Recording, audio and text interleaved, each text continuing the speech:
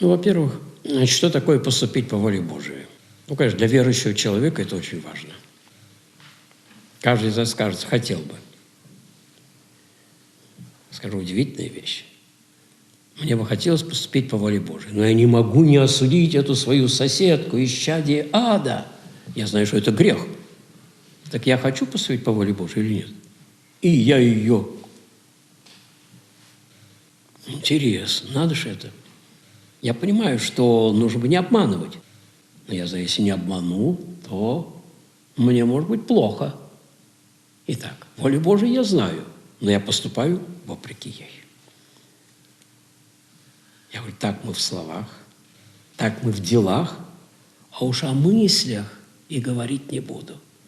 Как мы знаем, какие должны быть наши мысли? Ну, верующий человек знает же, они должны быть чистыми все-таки, хорошими. А у нас что творится в нашей бедной головке? Вы говорите, как узнать волю Божию? Оказывается, очень многое мы знаем и поступаем точно вопреки ее. О, если бы мы начали поступать по воле Божией в том, в чем мы не сомневаемся, где воля Божия и как нужно. Закон такой. Если бы мы начали поступать там, где мы отчетливо видим, мы постепенно бы начали видеть дальше.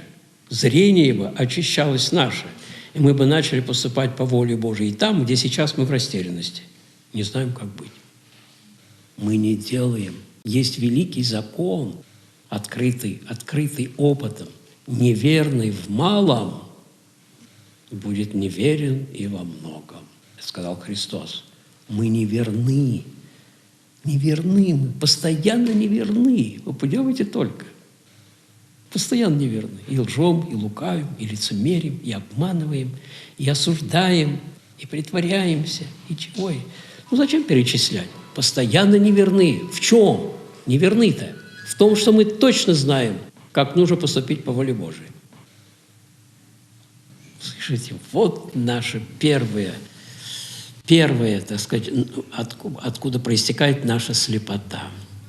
Второе, что я хотел бы сказать.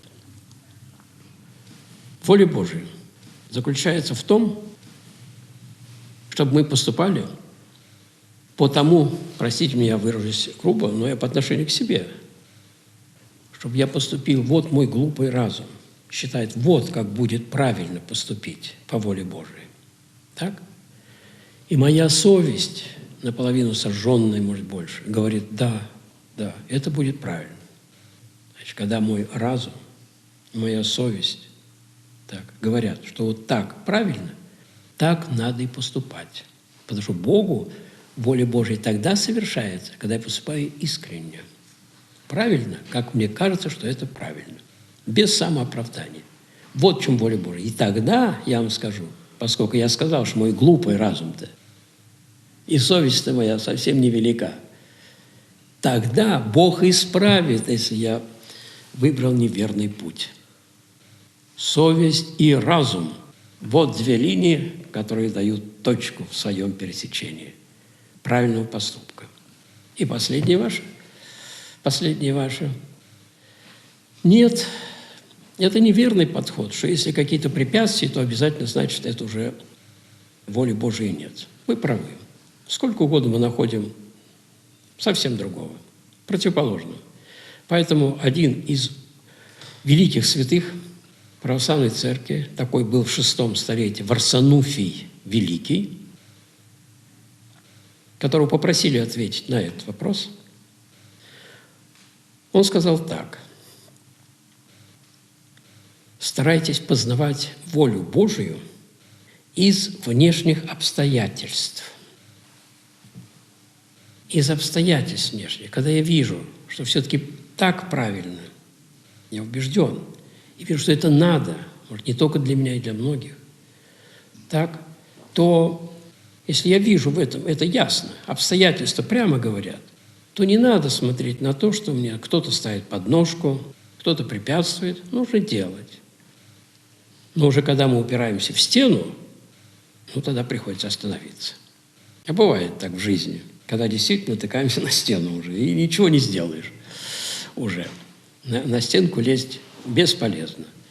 Вот так. Значит, ответ: старайтесь понять, постичь, уразуметь волю Божию из внешних обстоятельств, в которых вы находитесь.